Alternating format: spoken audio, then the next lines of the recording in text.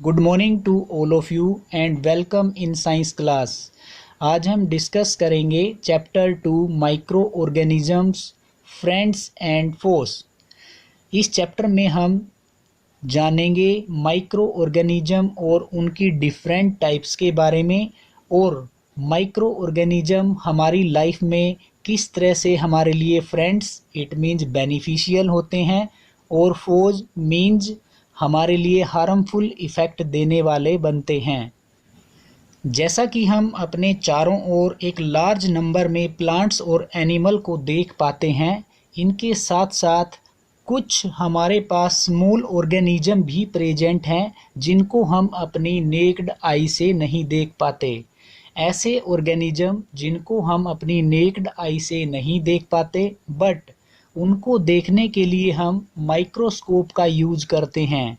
ऐसे small organism को हम माइक्रो ऑर्गेनिज्म के नाम से जानते हैं, एंड उन माइक्रो ऑर्गेनिज्म की स्टडी को हम माइक्रोबायोलॉजी कहते हैं। So we can say that organisms which are not visible to eye and only under microscope are called microorganisms, and their study is called microbiology. Some examples of microorganisms are given in the picture, like paramecium, amoeba, spirogra, virus, etc.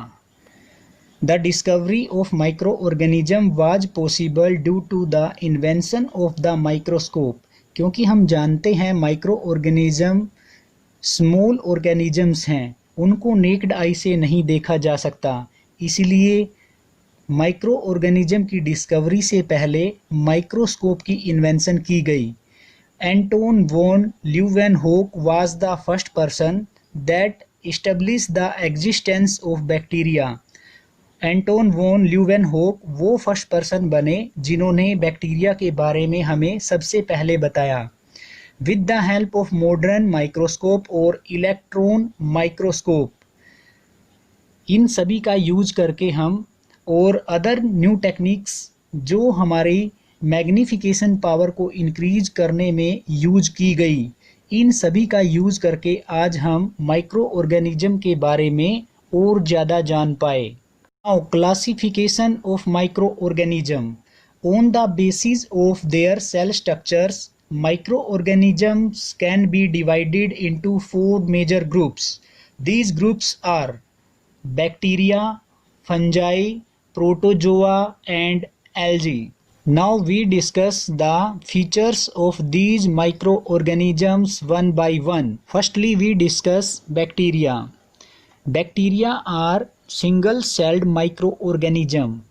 They are so small cannot be seen by our naked eye. So, bacteria can be seen by using simple microscope or electron microscope. कुछ bacteria हमारे लिए हमारी daily life में useful बनते हैं, कुछ हमारे लिए हार्मफुल हैं। फॉर एग्जाम्पल लैक्टोबैसिलस, ये बैक्टीरिया हमारी डेली लाइफ में मिल्क को कर्ड में कन्वर्ट करता है। So it is a useful bacteria for us. On the basis of shapes, bacteria can be classified into 4 ways. Number 1 cocci, number 2 bacillus, number 3 spirillum, number 4 vibrio. Cocci means spherical in shape, Bacillus means rod-shaped, Spirillum means spiral in shape, Vibrio means comma-shaped.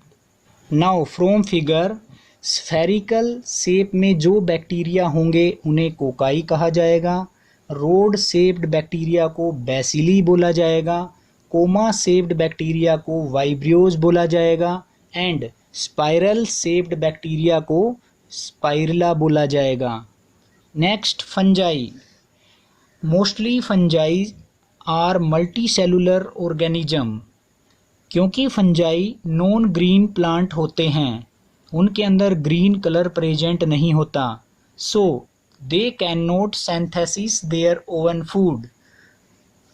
They depend on other organisms for their food, so they show heterotrophic nutrition. Examples of fungi: bread molds, Penicillium, Aspergillus. All these three organisms are the examples of fungi. Next, protozoa. They are unicellular organisms. They are mostly aquatic. ये पानी के अंदर पाए जाते हैं. They are solitary or colonies. Solitary means separate रहना, अकेले रहना. ये अकेले भी रहते हैं और colonies में भी रहते हैं. They can be free living और parasitic. It means ये free living organism है और ये अपने फूड को अपने आप नहीं बनाते, उसके लिए ये दूसरे ऑर्गेनिज्म पर डिपेंड करते हैं. Their body shape may be irregular, oval, spherical etcetera. ये फ्री लिविंग होने के कारण अपनी बॉडी की शेप को फिक्स नहीं रखते, वो इरेगुलर शेप रखते हैं, Oval, spherical etcetera. Examples of protozoa: number 1 amoeba, number 2 Euglena, number 3 paramecium, number 4 Plasmodium. Last is algae, means kai. They are found mostly in aquatic region. They are unicellular or multicellular because they contain chlorophyll, so they can synthesize their own food. They are having autotrophic nutrition. Examples of algae: Chlamydomonas and Spirogra. Next we discuss a special type of microorganism that is called viruses. They cannot be seen with simple microscope. To see them, powerful microscope is needed. That is also known as electron microscope. They are smallest of the all microorganisms. Viruses are only microbes which require host cell to reproduce. Means virus harmful micro organism की तरह से behave करते हैं. इनको host cell चाहिए ताकि ये उनके अंदर एंटर करे, क्विकली मल्टीपल हों और उस सेल को डैमेज कर दें. For example polio virus, influenza virus.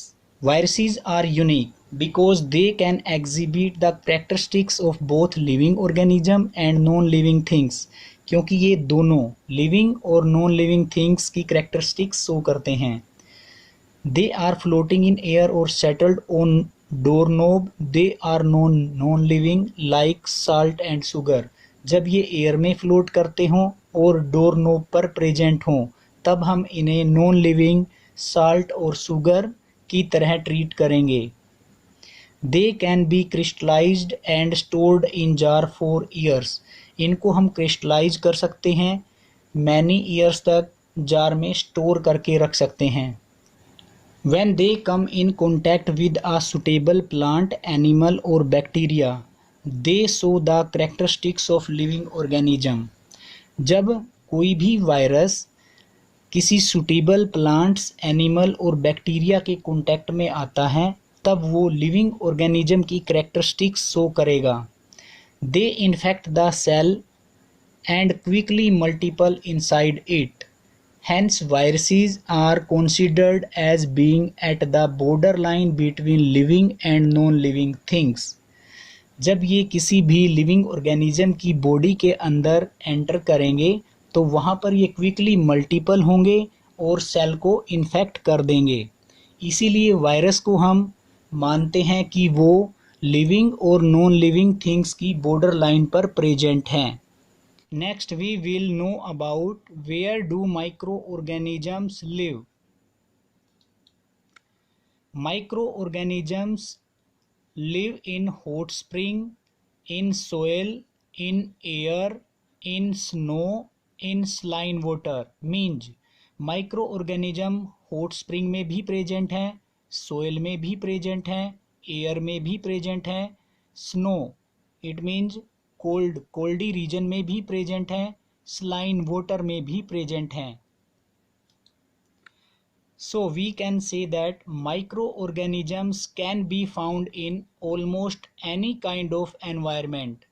हमारे एनवायरनमेंट में हर जगह माइक्रो ऑर्गेनिजम्स पाए जाते हैं। वे आइस कोल्ड में भी प्रेजेंट हैं, वे हॉट स्प्रिंग में भी प्रेजेंट हैं, वे ड्राई में भी प्रेजेंट हैं, वे मार्सी एंड स्लाइन एरिया में भी प्रेजेंट हैं, वे अदर लिविंग ऑर्गेनिज्म एनिमल्स और ह्यूमन बॉडी में भी प्रेजेंट हैं। स्पेशली ह्यूमन बॉडी में वे माउथ, थ्रोट, नोज और एलिमेंट्री कैनल में पाए जाते हैं। Hence we can say that microorganisms are found everywhere.